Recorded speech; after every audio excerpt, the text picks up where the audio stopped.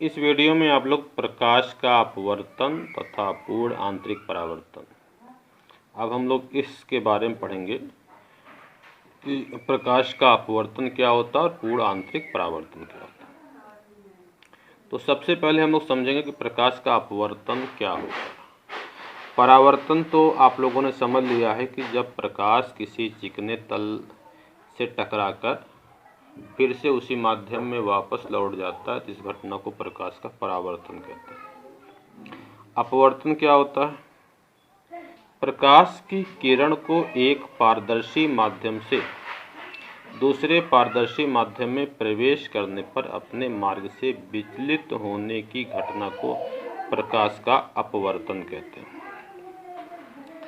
ये दोनों माध्यमों का पृथककारी तल है और ये आपतित किरण है, ये आपतन बिंदु है, ये अपवर्तित किरण है।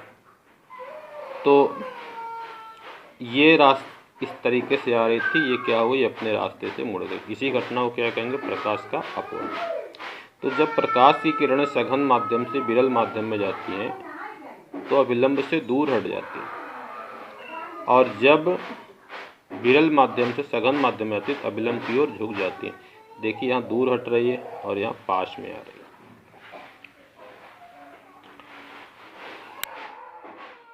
प्रकाश के अपवर्तन का कारण, प्रकाश का जो अपवर्तन होता है इसका कारण क्या है? तो प्रकाश का अपवर्तन का कारण ये होता है कि माध्यम जब बदलता है तो माध्यम में प्रकाश की चाल बदल जाती है, और प्रकाश की चाल बदलने से अपवर्तन होता है। माध्यम के परिवर्तित होने से प्रकाश की चाल बदल जाती है। यही प्रकाश के अपवर्तन का कारण है। कारण तो समझ में आ गया होगा। अब प्रकाश के अपवर्तन के नियम देखिए। प्रकाश के अपवर्तन के निम्नलिखित दो नियम हैं। जैसे आपने परावर्तन में देखा था प्रकाश के परावर्तन के नियम, उसमें दो नियम थे, इसमें भी दो नियम हैं। पहला क्या है? आपतित किरण, अपवर्तित किरण तथा आपतन बिंदु पर खींचा गया विलंब तीनों एक ही तल में होते हैं। ये अपवर्तन का पहला नियम है। दूसरा नियम है आपतन कोण की ज्या का मतलब साइन कास आप लोग पढ़ते हैं तो साइन को ज्या कहते हैं, तथा अपवर्तन कोण की ज्या का अनुपात एक नियतांक होता है। यदि आपतन कोण आई तथा अपवर्तन कोण आर हो तो साइन आई बटे साइन आर बराबर 1n2। 1n2 क्या होता है? अपवर्तनांक। तो 1n2 को क्या पढ़ेंगे? पहले माध्यम के सापेक्ष दूसरे माध्यम का अपवर्तनांक। पहला माध्यम कौन होगा? जिसमें आई होगा। दूसरा माध्यम कौन होगा? जिसमें आर होगा। इसे स्नेल का नियम भी कहते हैं। इस नियम को क्या कहेंगे? स्नेल का नियम।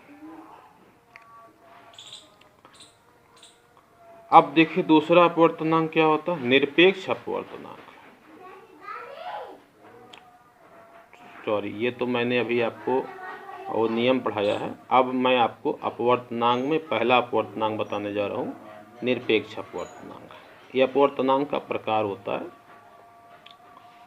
निर्वात में प्रकाश की चाल c तथा माध्यम में प्रकाश की चाल v के अनुपात को उस माध्यम का निरपेक्ष अपवर्तनांक कहते हैं। इसे n से लिखते हैं, n बराबर होता है c बटे v। ये निरपेक्ष अपवर्तनांक की परिभाषा है, इसे आप याद कर लीजिएगा। सापेक्ष अपवर्तनांक देखिए, पहले माध्यम में प्रकाश की चाल v1 तथा दूसरे माध्यम में प्रकाश की चाल v2 के अनुपात को पहले माध्यम के सापेक्ष दूसरे माध्यम का अपवर्तनांक कहते हैं। 1n2 बराबर क्या होगा? v1 बटे v2। 1n2 क्या पढ़ेंगे? पहले माध्यम के सापेक्ष दूसरे माध्यम का अपवर्तनांक। वही चीज़ मैं यहाँ भी बता रहा था। 1n2 क्या है? पहले माध्यम के सापेक्ष दूसरे माध्यम का अपवर्तनांक। तो 1n2 बराबर होता है v1 बटे v2। पहले माध्यम के सापेक्ष दूसरे माध्यम का अपवर्तनांक बराबर क्या होगा? पहले माध्यम प्रकाश की चाल बटे दूसरे माध्यम में प्रकाश की चाल।